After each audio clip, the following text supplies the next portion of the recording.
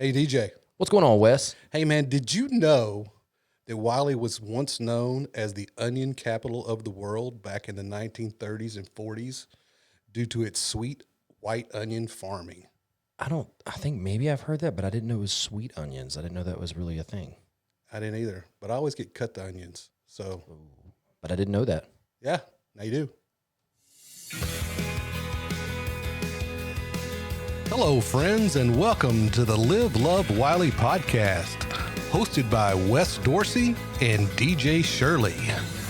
Connecting people in the city we live and love.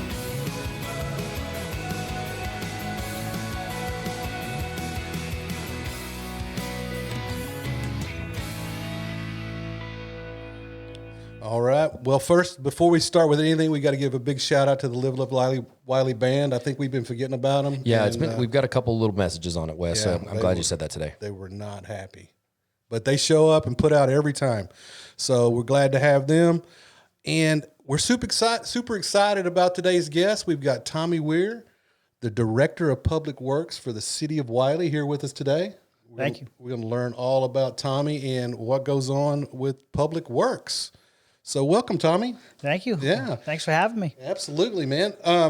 So let's just start out with your roots. Where did you grow up, and what was it like, for you as a kid? So I guess if for anybody who hears me talk, I like to say I'm from Far East, but I'm a little farther east and north. Originally from Massachusetts. Okay. Grew up in Massachusetts.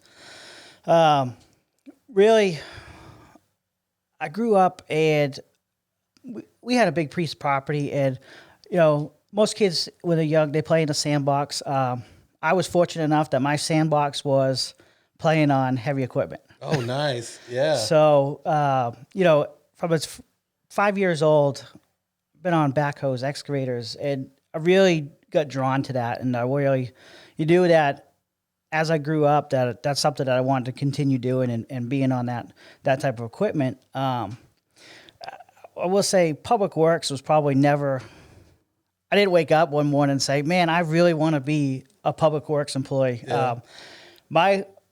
As a teenager, my whole thought was I really wanted to get on the fire department. So Okay. our city, our town, we were from a small town, and we had like 20,000 people that lived there. Every year, the fire department would come in for career day and stuff. And, when I was like 15, 16, they had come in, talk to us, and they said, hey, we have this program. It's called the Explorer program. We want to get, some of the younger kids in here, come see what the fire department's all about, and really help grow you to maybe come in and work as a full-time firefighter one day. And I said, oh, you know what, that's pretty neat. Yeah. So I started in that program with the Explorer program. When I turned 18, they said, hey, we want to offer you a part-time job. Our fire department was made up of part-timers and full-timers. So I got hired in there as a part-time employee, and I said, man, this is great. They sent me to school, got my EMT. I went to the fire academy, did all that. I graduated high school, and then all of a sudden, I was like, man, what am I going to do? I really want to get on the fire department. Right. Trying to get on the fire department's hard. It's very competitive to get in there, to get a full-time slot. So I figured at first, there were some cities that were hiring in the area, and I was like, well, you know what? I'll start getting my pension going. Right. Sure. That's really what I was geared towards, was just to get a pension started so I could, transfer that all over to a fire department. So really, at that point. So if you started with the city, then ended up in the fire department, you're still working for the city, right? Right. Okay, Yeah. that So makes sense. I figured, I would be able to reap the benefits of being able to retire when I'm still young. Sure. So There you go. As time progressed, though, I really got drawn to. I like to help people. Yeah. Right. So, and I think that's really what drew me to the fire department, because day in and day out, that's all you're doing is helping people. Yeah. But as I started through the Public Works and started at the ground level and worked my way up, I'm doing the same thing I was going to be doing on the fire department. Right. I'm just helping people, right? People call in, or they come in and see us, and they have all these problems that they want to see, have a remedy for. And I said, okay, well, we're still fixing problems. So that's kind of how I started in public works, I would Sure. say. Yeah, You know? absolutely. So you say you grew up in Massachusetts. I can't Mass. All right. So, people automatically think Boston, right? Mm-hmm. And so I think you mentioned earlier that you grew up out south of Boston somewhere. Yeah, just south. I was about 45 minutes from Boston. Okay. South of Boston, a little town called Norton. Okay.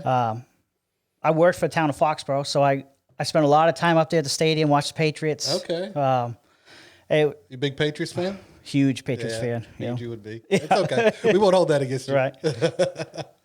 So, I mean, you mentioned some growing up around, heavy equipment and stuff. Some of my best memories of growing up is spending summers with my grandfather out on his farm, driving bulldozers and tractors. And, when I was 11, 12 years old, I learned how to drive a 3/4 ton Chevy pickup with the granny gear. That's first learn how to, I think that's getting to be a lost art is learning how to drive a standard vehicle, so those are some of my favorite memories growing up. And so to hear you say that, you were around heavy equipment, you got to operate different, backhoes and different things that I have since operated, but not as a kid. So that's awesome. Yeah, we had this one dump truck. It was an old 1968 Ford F800 dump truck, and my father had put blocks on the pedals for me, so I could at least drive that around.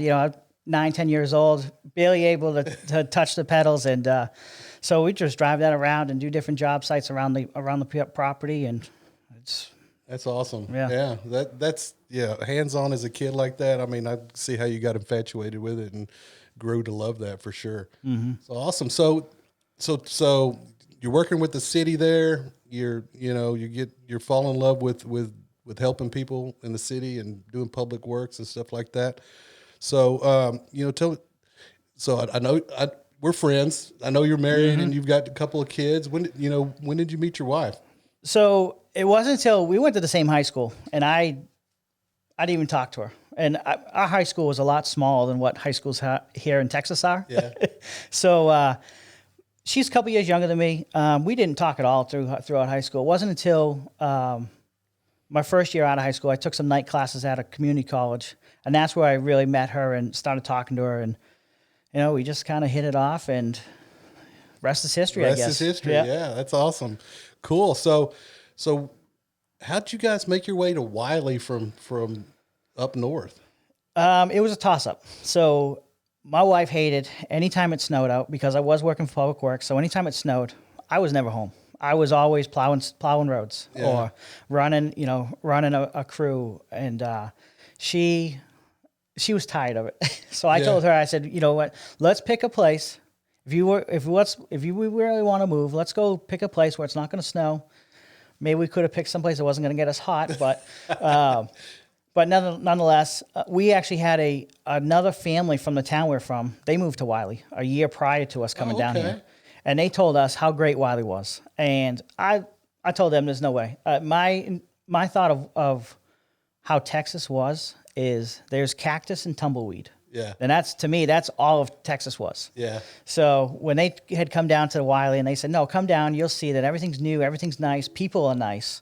I'm like, no, because it can't be. You got to be lying. You're lying. Yeah. But we had come down, we said, wow, this is really a place that we could see ourselves. Our first trip down here, we drove down Ballard and just seeing all the small shops and going to Shoemaker and Hart, right? That was being from Massachusetts, we're big coffee drinkers. We like our Dunkin' Donuts. Yeah. And really to come down and actually go into Shoemaker and Hart, they noticed right off the bat that, hey, we're not from around here. Yeah. They noticed the accent, and it was like you were talking to your friend walking in there. And we said, well, this is a place that we could see ourselves. So I had told my wife, I said, well, I've only really done public works. So if I could get a job somewhere in Texas, sure, let's go. My wife's a nurse, so she can get a job anywhere. Oh, for sure. But for me, it was hard. So I probably applied, 20, 30 different public works departments. Of course, nobody takes me serious because I'm from Massachusetts and I'm trying to apply for a job here in Texas. Town of Addison, applied there. They told me, hey, we'll do a phone interview with you. We want you to come down. We want to meet you. So they flew me down here and offered me a job. And from that point, I said, well, looks like we got to be somewhere within driving distance from Addison. Yeah. To at least for me to get started. So we, my wife's big into looking at the schools, and Wylie's got a great school system. So we decided, hey, let's plant our feet here in Wylie. Yeah. So you already came down and explored Wylie, and then interviewed for jobs and ended up here in Wylie. Addison's not too far away. Shout out Addison for getting Tommy down here. So that's huge. So that's great. So what year was that? So 2018. Okay. We came down here. I came down here actually June 3rd, 2018 is when I started in Addison. Okay. So okay, not too far. I mean, what are we, June 4th now? Yep. Okay. So That's awesome. Awesome. So what was your role there in Addison? It was in public works? it was in public works, out more on the water side, water and wastewater side. Of course, I was just trying to get my feet planted somewhere. Yeah. Back home, I was a foreman for our public works department, and when I came down here, I just had to get started somewhere. So I took a laborer's position when I first came here.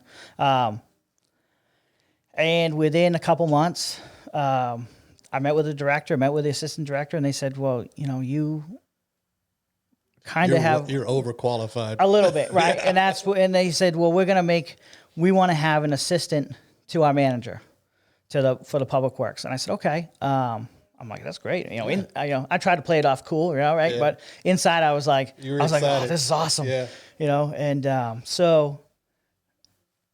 Our budget year goes October through September. So I had to wait till that October. They created a position. And I was happy as can be to have that position. And I figured Addison was very family oriented. And I said, man, this is the place. This is where I'll be here forever, right? Of course, my daughter says that it was fate because her name's Addison. So she said that, hey, this is fate for you to come down here and actually work here. And I said, yep, there's no way that I'll ever leave this place. I'll retire from Addison is what I really thought when I first came down. So so how big is the city of Addison? Because, when we look at it, on the map or pass through, it seems like it's not that big of a city, but it has a lot going on, right? So yeah, it is. It's small. It's 4.5 square miles. Okay, that's smaller than I thought. Yeah, and they have their own airport, right? Yeah. So that we always would joke like, Addison's 4.5 square miles, but the airport takes up 2 square miles. So really, very small. So basically, Addison is Beltline. Beltline, right? Restaurant Row is what we would call it. Yeah. But with that, I mean, Addison during the day has almost 100,000 people in it because of all the business, all the restaurants. We had over 180 restaurants in town, which is, I was shocked. I was really shocked when I first started down there and saw how much they really have in a small, compact area. Mm-hmm. So what did it look like? You're plowing snow up in Massachusetts. I still can't say it. And then you come down here and there's no snow. I mean, so what's the activity look like daily? It was it was a lot. It was hard to digest at first, right? We had seasons back home. Here we don't have seasons. We have summer and 5 days where it's cold, and that's it. So to get used to that was hard the first year. Yeah.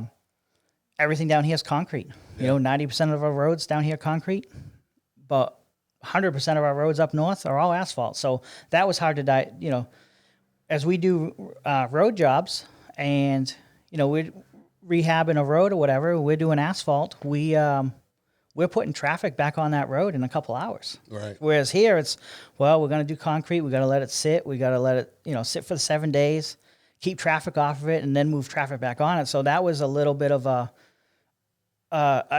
juggle, I guess you would say, because it's, we're so used to keeping traffic off of roads for so long. Right. So North Texas is notorious for street construction too. Mm-hmm. I mean, just as much as the traffic that goes across them, things, get dilapidated or whatever, it needs to be redone. So there's always road construction or expansions, right? We're experiencing that pretty much so here in Wylie with all the new residents and welcome to Wylie and all the traffic passing through the Levant and stuff like that. So I think people that grew up here or been here for a long time, I mean, just road construction is the way of life, right? So, yeah. I really wish that we had moved down here.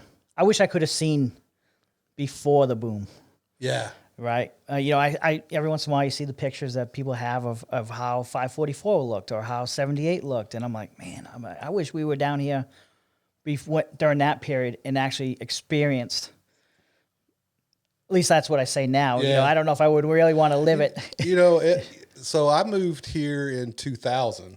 And so I've been here 25 years. And so, I've seen a lot of the change, a lot of the big boom here.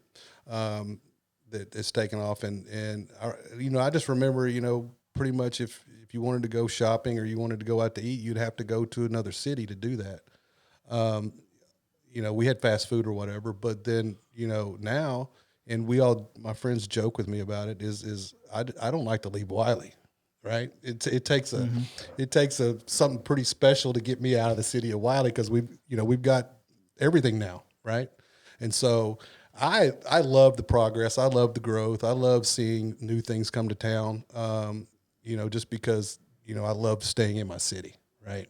So yeah, it's been a very interesting growth trajectory for the city, and I'm glad to have been here to see it. So when did you transition from Addison to the city of Wylie? So it was September of 21. My director in Addison, I would always complain about the drive. Right. Everybody I talked to in Texas said, if you drive under an hour to get to work, that's a win. Yeah, and that I'm is like, a win. And I'm like, man, I would drive 20 minutes to work, and I thought that was a long commute back home. So that was something that was hard to get used to. Was the commute. So the posting, I didn't even see the posting for Wylie. Mm-hmm. I had a couple of other employees. My assistant director and my director saw it. All positions normally get posted on the Texas Municipal League website, and every once in a while, everybody scrolls through there just to see what's open, right? Right. So I didn't see the position. Both my director and my assistant director saw it. They said, "Hey, this is your next step." They said that if you want to progress through your career. Because they were young, and they said, "Well, you're not going to have our jobs." Right. Yeah, we're going to be here for a while. You're right. Yeah. But they're like, "We want to see you continue to grow," and they said it would be a great opportunity for you to put in for that position. And I struggled because I love the culture in Addison. Right. It was very family oriented. Well, we had a city manager that knew everybody, knew every employee's name. Yeah. And he would send out, our city manager would send out birthday cards to everybody.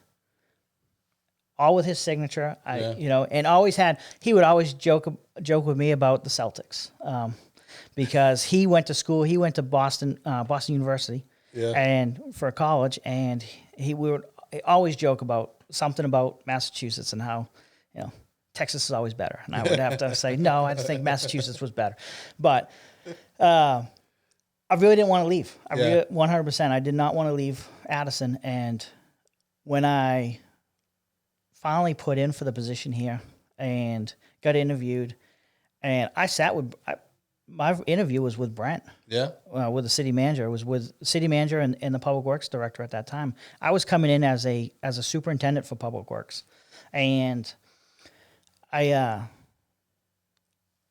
lived here, but I didn't really know a whole bunch about Wylie. Right. I could tell out, the specifics, right? We get up every morning and go to Addison and exactly. spend your whole day over there. So you knew Addison, right? So really learning about, what Wylie was all about, what the culture here, to me, that's, like I said, that's it's huge. Yeah. Is the culture and employee culture. And, I've seen places where you're just a number to the city manager. Here is the same culture we have here is what we had in Addison, which I'm very thankful for. Yeah, Wylie's a special place. Mm-hmm. Yeah, so that's awesome. So you interviewed here with Brent and everybody, and then I guess obviously you got the job, right? I did, yeah. So I was here for a couple months, and Brent had come down to my office and said, "Hey, we want to split up," because at that time engineering was still under Public Works. Uh-huh. So the Public Works director was over Public Works and engineering, and Brent said, "Hey, we want to kind of split up Public Works and engineering. I was like, okay. My thing is I knew eventually, like, I wanted to, at some point, I would love to retire as a director of public works, right? But at that time, I wasn't even 40 yet. And I was like, I'm not ready. I'm not ready to jump in that role. And Brent really saw something in me that I didn't see in myself. Because I would tell Brent, I said, I'm not ready for it. And he would just say, well, sometimes you just got to get your feet wet. You just got to jump in and do it. And for a couple of days, I was like, I'm afraid to fail is really what it was. Right. And, I still don't know to this day. I don't know what Brent saw in me. Well, I think what he saw is the same thing that your directors there in Addison saw that kind of, led you to apply for the job here in Wylie was that, obviously you're ready for the next step, right? Mm-hmm. So, they saw it, Brent saw it, and so we're glad that they pushed you into that direction. And I mean, obviously, you love what you do. So, yeah. And that, one of my big things is I always felt like getting into that director role, I would lose touch with the guys or with the crews. So even today, like you'll see me I'll be on a job site somewhere and I'll go hop in a backhoe and go operate for the guys because a lot of our employees now today don't know me as a worker. They know me as an office person. Right. And I really started out at the bottom. There's not a job in public works that I have not done myself because when I first got into public works, I had to start out as that apprentice maintenance worker, right? And had worked my way up. So, I think that's kind of maybe what sets me apart of some other directors of other cities for public works because, I didn't have a fancy college education. Right. I went right into the workforce and was trying to take some classes at night to go to college. So at first I had that I got 20 years work experience, but I was, lacking maybe in a degree, know. So to me in my head, I said, well, I'm not ready for that position yet because I don't have that degree behind me. And it was really that push from city management that said, hey, you are ready for it. You are. Yeah. You got the knowledge of how everything operates and how it should operate. And there's, like you said, I mean, there's no better way to gain the respect of the people out there doing the work than to jump in there and do the work and show them that where you came from. Right. Mm-hmm. And so that goes a long way. And I'm sure that the crew loves you. All the guys in Public Works Department respect that about you. Right. Mm-hmm. Yeah. Awesome. So, for those that may not know, what exactly does the Public Works Department in Wylie do? So we do a little bit of everything. Is what I like to say. Right. We are, jack of all trades, master of none. Yeah. If you would say. Yeah.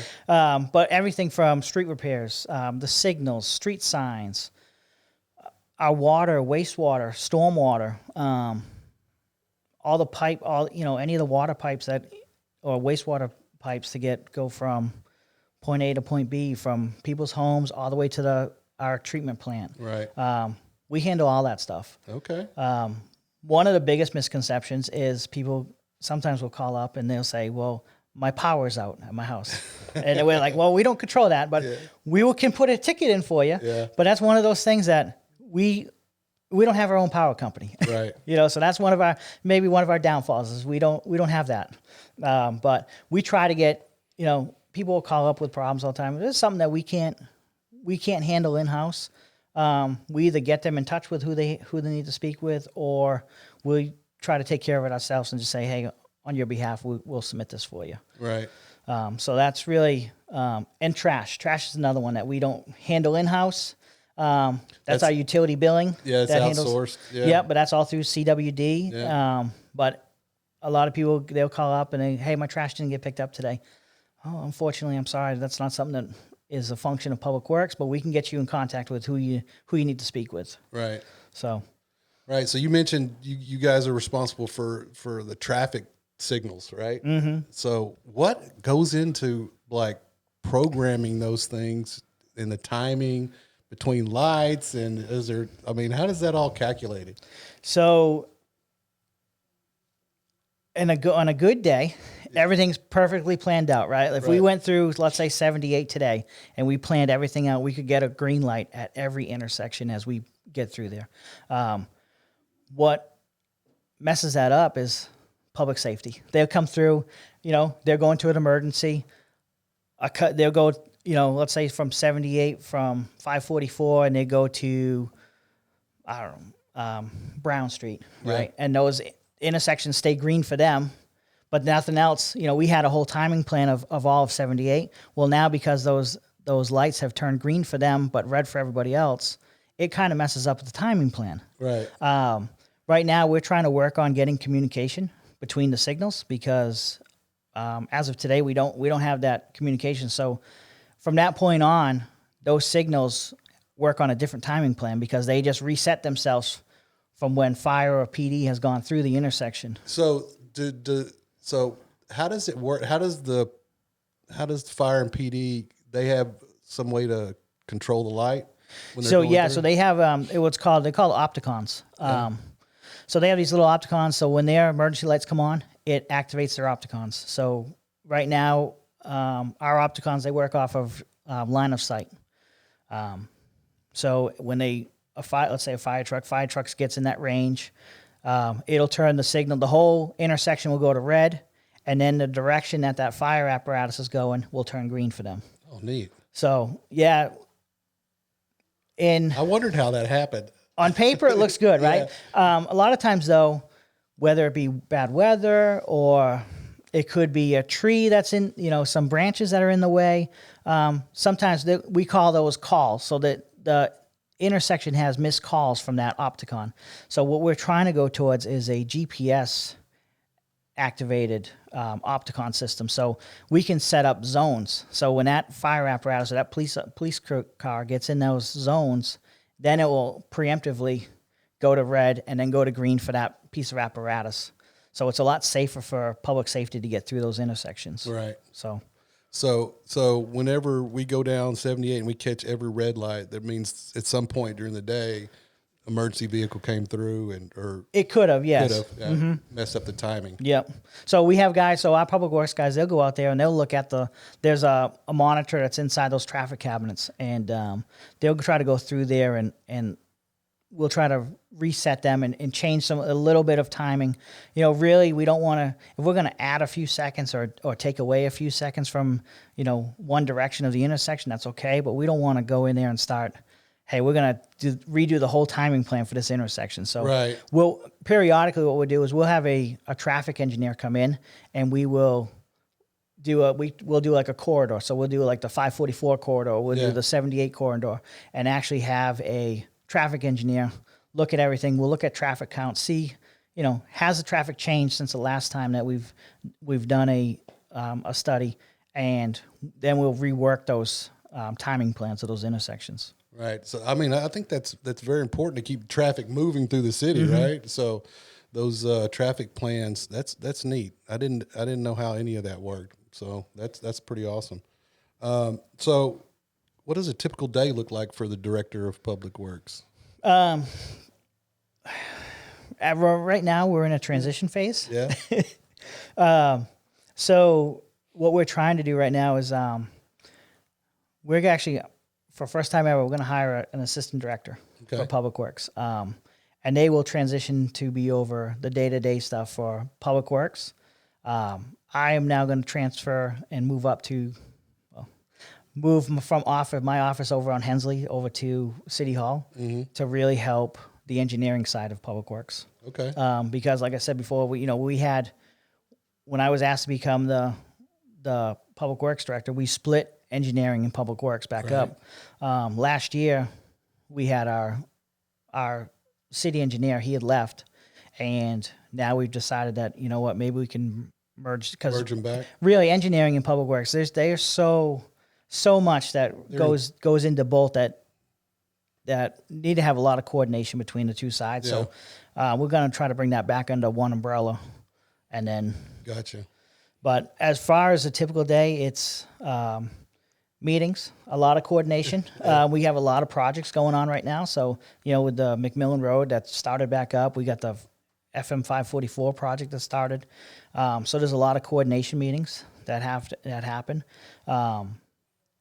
There's supporting the different divisions within Public Works. We have our water. Make sure that we're maintaining compliance with our TCEQ, with sets all of our regulations for water and wastewater. So there's a lot of even internal coordination meetings amongst the different departments and divisions within Public Works. Right. So there's a lot of moving parts, right? That you got to keep moving, right? And so, like with the road constructions that are like part county, part city responsibility, you got to coordinate with the county as well, the county officials that are in the similar roles. Yeah, so our Public Works, Collin County Public Works, we coordinate a lot with them because, like Stone Road, Right. there's a portion of Stone Road that is the county versus city, and we're trying to coordinate that. Yeah, I mean, there's part of that road is Collin County, Dallas County, right? Or is Dallas County too far down? It's too far down. Okay. But it's a lot of that's something from back Massachusetts we didn't deal with. The county did not own any roads. It was all city's own roads. So there's a lot of different stakeholders that we got to talk to and coordinate with, and that's another big project that we have coming up that should be starting within the next month or so is the Stone Road project. That's a lot of coordination because a lot of that roadway is in the county. Yeah. And that's something that we've kind of talked internally, and we've talked with city council, and we want to bring the maintenance side of that road all in-house. So it's all brought up to, City of Wylie standards. Right. So going forward, that the City of Wylie will maintain that road entirely, because it is a little bit, all right, we're gonna maintain the road for 600 feet. Then Collin County takes the road for another 1,000 feet. Then we take it for another 1,000 feet. So you can run into the inconsistencies with maintenance Right. for the road, especially that road. There's a lot of houses down in there, and then it's also a way to get to Wylie East High School, and so it's well driven road, right? Mm-hmm. So there's a lot of traffic that goes down there, and I can see where that makes sense. Where having 100% control over the maintenance with the city would make sense, and so the county's on board with that, and Yep. They were happy to. oh, let I us bet take they control. were. I bet they So- were. I bet they were. But it's really, we look at it as we want to do right by the citizens, right? Sure. By everybody that's going to travel. It's going to be Wylie residents that travel that road. So it's not. I look at it as it's not fair, right? We maintain a road to a certain standard, but then Collin County doesn't maintain their section to that same standard, and it's just the inconsistencies, Right. and we just want to make sure that we're doing the best that we can for the residents. Right, and we're not bashing Collin County, but I mean, there's different processes, right? And they have to maintain a much wider range of where their roads are across the whole county, right? Right. So it's Stone Road might not be on their radar for to maintain their little sections on Stone Road, Right. versus we take in the complaints when there's potholes out there or when things need to get fixed out there. So it just makes sense for us to just say, what, we understand that Collin County's got a big, wide range of area that they maintain, and this section falls within Wylie. Let's just take it over so we can Yeah, I think that's a great. get idea. things repaired as quick as possible. I think most people would agree with that. Yeah. So, what are some of the most challenging parts of managing infrastructure in a fast-growing city like Wylie? It's as standards have changed through the years. It's just staying up with those new standards. Things that we did 10 years ago, 15 years ago are not applicable today. So, Right. we get some of the older sections here in town where it's, like a water, let's say water, right? So water mains are put in there, we use, at the time they used a 6-inch water main, that's not the standard anymore. The standard, American Water Works Association, they've determined that it's got to be, a water main has to be a minimum of 8 inches, right? So it's some of these older areas, getting the older areas up to where they need to go, where they need to be. And then also, how do we keep on looking towards the future, right? Because we don't want to get things fixed for today. We want to get it fixed for today in the next 25, 30 years, you know? Right. So it's a lot of, luckily Wylie's pretty built up, you know, it's a little bit more building on the east side of town, but we want to make sure that any infrastructure improvements that we make today are going to be sustainable. Right. So, you know, we don't want to be back in some of these, let's say the roads, right? We don't want to be on the FM 544 in another 4 or 5 years because we got to widen the road more for more Right. traffic. So we want to always look towards the future of how the traffic patterns are going to be, or how, you know, so we can maintain everything. Right. And so I guess it's a pretty fine balance of bringing the older stuff up to current, or up to maybe a future standard, and then also the new growth of new stuff being put in, right? Mm-hmm. So, and I mean, and all that falls under the same budget. So it's got to be well planned, and it's got to be executed correctly. You know, with the amount of budget that you have, right? Right. Okay, cool. So what's one project that your team has worked on recently that you're particularly fond of? All of them. All of them? Yeah. Yeah. Hey, there's nothing wrong with that answer. Yeah. So we are, our wastewater department. There's been some inconsistencies with a wastewater line that maybe should have been replaced in the past, but we've had multiple breaks on this on a wastewater line that runs through from W.A. Allen to Stone, runs through that back of that that neighborhood that's right there. How big is that line? It's a 15-inch line. Okay. So we've had multiple breaks, and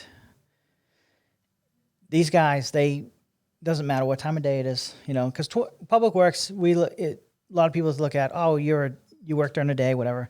No, Public Works is a 24/7 operation, you know, just like public safety, right? So, but these guys, they have come and middle of the night, we'll start digging stuff up, you know. Unfortunately, you know, for the neighbors, you know, I'd like to say I'm sorry that we have to be out there, but this is emergency, right? Right. But these guys, they just, no questions asked. Yep, let's go do it. And that's really everybody. All the staff is like that. Yeah, that's the culture, right? Whether it's water, we have a lot of water main breaks. We had one up on Hilltop on Thanksgiving. Oh wow! Right? Worst to me, that's the worst time, right? Yeah. Everybody's having the family over.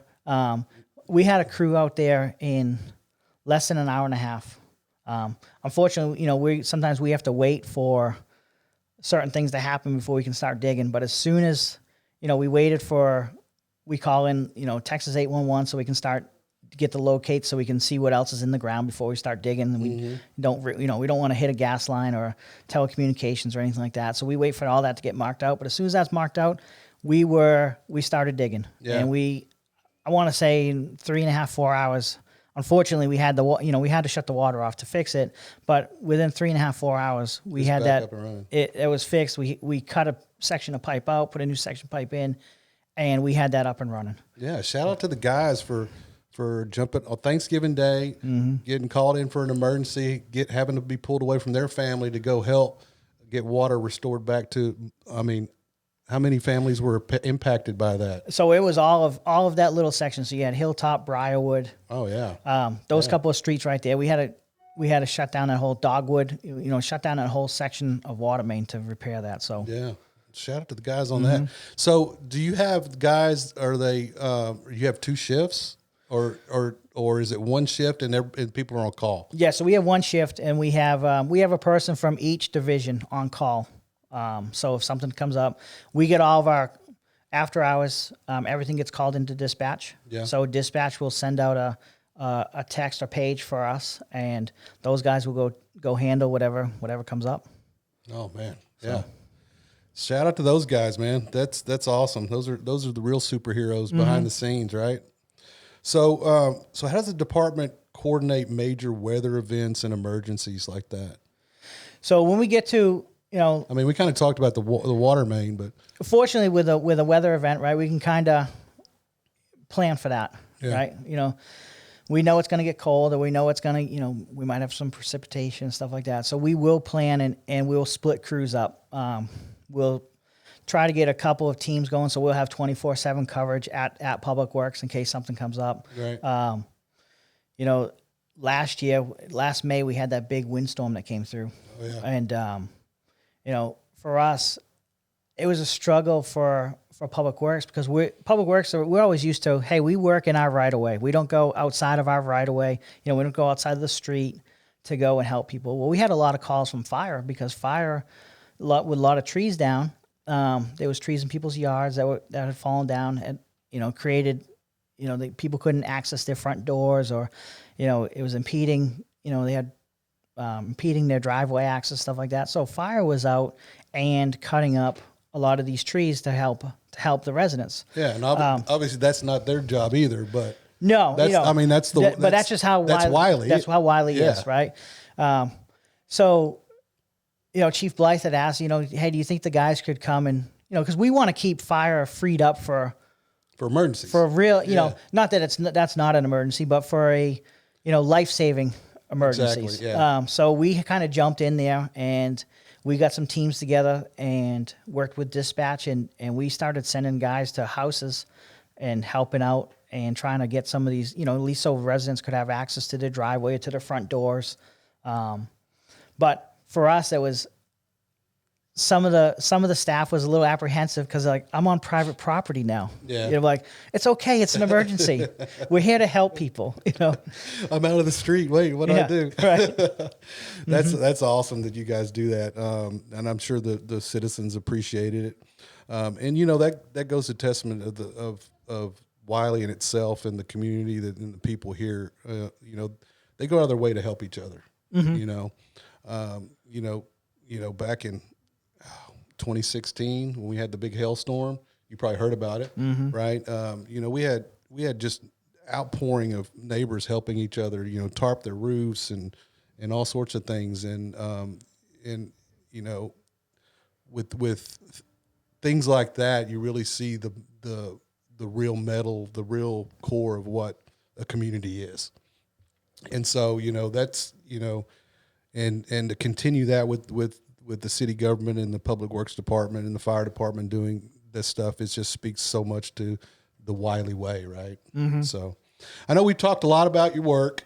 Is there anything else that we want to let the viewers know about the public works department?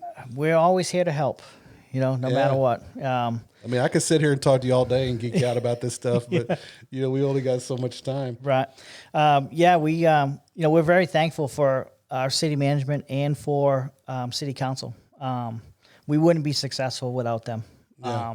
So I'd like to say thank you to them because we've been fortunate enough the past 2.5, 3 years, we've been buying a lot of new equipment. We got new gadgets. We have a new camera truck that, we put a little robot inside of sewer mains and we can go and look at what's going on inside of there. But without their support, we wouldn't be able to get those things. Right. So, and those really help you be more efficient too. It does, and it really helps to look at problems when they're small versus looking at, hey, we had this big catastrophe happen, and now we got to go and fix it. It helps with future planning of trying to future forecast some of those small projects. So some stuff that we could do in house to try to minimize having a big capital improvements project type of thing. So right. That's cool. Yeah, it's always good to have the right tools for the job, especially when you're planning or can foresee problems ahead of time, right? Mm-hmm. So anyway, outside of work, how are you and your family involved in the Wylie community? I have 2 kids. Right. My daughter just graduated Wylie East. Yeah. She'll go to A&M in the fall. My son will be a senior in high school. We've been fully immersed in the FFA 4-H in Wylie. Yeah. To us, that's something back home I knew nothing about. My kids show here in Texas. My kids show pigs. Yeah. We didn't know anything about that realm when we came down here. Really? They didn't have those programs up there? No, very far and few between. Okay. So when we first come down here, my daughter said, she's like, hey, I think I want to show an animal. I'm like, show an animal? What's that mean? What are we doing? Showing an animal? Okay. So we really looked into it, started looking into it like, oh, this is really a thing. This is a thing they do in Texas. Okay. And it's It's the norm here in Texas, is what we found out. There's a lot of kids that show animals. It is. And I never even thought of that. I did 4 years of FFA in high school, and I showed pigs, I showed lambs. I was on the dairy cow judging team. We went all over. I think we went to state. We didn't win, but we went to state in the dairy judging contest. So I mean, I learned how to weld in FFA. I learned so many different things. It's such a great program. Yo, it really is. My son, even my daughter did 2 years of welding in high school. Yeah. And that's something that she would never get back home. She would never get that in Massachusetts. My son, he's going on his third year right now of welding. So that, he'll come out, and all these kids come out with all these great certifications. Yeah. That will help them. Not every kid wants to go to college. I certainly didn't. That wasn't me. But I think Wylie, even the ISD, they do a great job of setting kids up for success. Yes. And to really get the kids out in the workforce and to really just set them to be successful and to achieve greatness. Yeah, that's one thing we love about the Wylie School District is those CTE programs. Yeah, and so we're friends on Facebook, and I see all the posts with the animals and stuff like that. So I knew you guys were heavily involved in FFA and ag. So that's awesome. So your daughter's going in A&M. That's obviously an agriculture. So she'll do. She's looking at agricultural. Her major is agricultural economics. Okay. She really wants to do a focus on law and policy, and hopefully she wants to go to law school after that. So. Okay. Good on her. Yeah. That'd be awesome. My son, he doesn't know what he wants to do yet. We're looking at maybe the Air Force after high school. Yeah. But same thing. He wants to go to A&M to at least go to the Corps Cadets. Sure. And then try to pursue either the Navy or the Air Force after that. So. Yeah, my dad was 21 years in the Air Force, so yeah. So I'm very familiar with the Air Force. We traveled a lot, moved around a lot when I was a kid. But awesome, that's a great story. So looking back, what's been the most rewarding part of your journey to the City of Wylie, or with the City of Wylie? Oof. That's I saved the deep question for last, right? Oof, man, it's. I think you may have touched on it. It's helping people. It truly. I mean, that went back to. I mean, that went back to when you started in public works. The gratification of helping people, right? Right. Yeah. And even the support. You're not only there to help people, but it's we also very supportive. The residents here in Wylie, they are very supportive of public works, and it's just a different community than what I've seen. And I guess I don't really have much to go by, right? Because I worked in Addison. I worked for the town of Foxborough back in Massachusetts. So I don't really have a lot to go by. Yeah. But from what I have seen, Wylie is just different, and it's a small. We got over 60,000 residents, but it's still a small community. Yeah. I feel like, and it's very supportive community. So I hope this is where I retire from, is Wylie. Yeah. Well, we hope you do too, because we're glad to have you here. So anyway, any final parting words before we wrap up? No, I just thank you to city management, city officials, our city council, and the public. We again, like I said, we wouldn't be successful without everybody believing in us that we can make a difference. Absolutely. So. All right, Tommy. Well, it's great having you on, and want to continue your success in public works. Awesome. Thank you. All right, we'll see you around. All right. Thank you for tuning in to the Live, Love, Wylie podcast. If you are on Facebook, Instagram, or YouTube, we'd love to have your follow or subscription there. Can't wait to see you on the next episode. Thanks for tuning in.